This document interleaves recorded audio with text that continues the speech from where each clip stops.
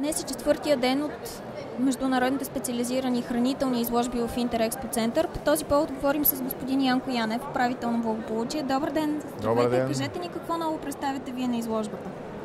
Значи, нашето участие в изложбата Food and Drink се заключава в представянето ни с продукти за бита и продукти за индустриалното хлебопроизводство. Ние наблягаме изключително на полезните храни, в това число и хляба, като се стремим да формират една ниво на здравословен начин на живот. Рационално хранене със здравословен начин на живот. В случая сме разработили и представяме 4 брашняни смеси, които представляват пълнозърнесто пшенично брашно с съответните компоненти, които са физиологично активни вещества. С други думи, те донасят за укрепване на здравето на хората. Такива продукти за сега няма на пазара, но от минали няколко дена забелязвам, че определено хората се интересуват от такъв вид изделия. Също така представяме арония на прах и коприва на прах. Всички тези разработки, заедно с нахутената мая, дават една гама от полезни храни.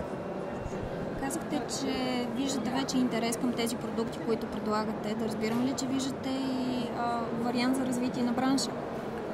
Естествено, браншът ще бъде развит с възможността да се приложат нашите технологии, да се мултиплицират нашите технологии в отделните предприятия, където се произвежда, където има намерение да се произвеждат рационални храни за рационалното хранене.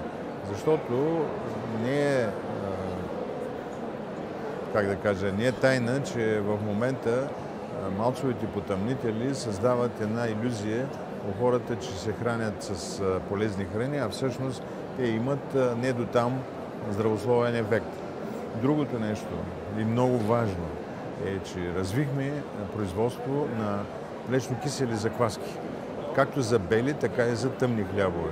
Това е изключително добър компонент в хляба, тъй като тези пробиотиците, които се натрупват от млечно-киселите бактерии, освен че дават прекрасен вкус и аромат на изделието, го запазват от болести, запазват го от плесенясване и най-вече правят полезна храна. Това е наред с соевото брашно, което се използва също в хлебопекарството, и царевичното брашно. Ние създаваме, така да се каже, технологии за производство на такива брашна на самото място. Ние даваме една възможност пекарите да си произвеждат и такива брашнени смеси. Аз съм благодарен на тези, които направиха рекламата и стигна тази информация до много очи, защото за първи път имам такова голямо посещение на днешния, вчерашния и от началото, още от първия ден на експозицията. Хора, които ще свършат работа. В такъв случай можем ли да кажем, че изложбите са един удачен вариант за комуникация и с клиенти, и с колеги? Безспорно, аз съм обиколил половината свят по такива изложения и от всякъде набирам опит. Тази година реших да направя една по-пространствена експозиция, като поканих на нашия щанд едни наши приятели, с които работим заедно, за да се види колко е необходимо да бъдат нещата обединени в едно цяло, за да може хората да разберат, обикновените потребители, че всичкото е като ръка за ръка свързано. Не може да се разчита само на една единствена консумация да се постигне нещо.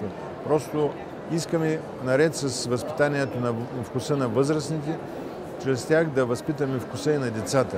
За нас е интересно нашите деца да ни пълнеят, нашите деца да бъдат със здрави организми, без холестерол, без високо кръвно налягане, без стресови фактори. То, че дебелите няма да отслабнат, ми е пределно ясно, ама поне младите да живеят в един по-уравновесен, по-такъв, по-хубав живот да имат, с други думи. Аз малко се затруднявам, защото реално в това експозиция, защото знам, че времето е ограничено, искам много неща да кажа, но онези, които дойдоха на нашата фирма, на нашия фирмен щанд, се убедиха, че тези неща са подредени и направо достъпни за тях. Така че ако до година решат че са пропуснали нещо, да заповядат. Ние пак ще участваме. Благодаря ви много. Желая ви успех. Това е от нас от Международните хранителни специализирани изложби в Интерекспо Център София.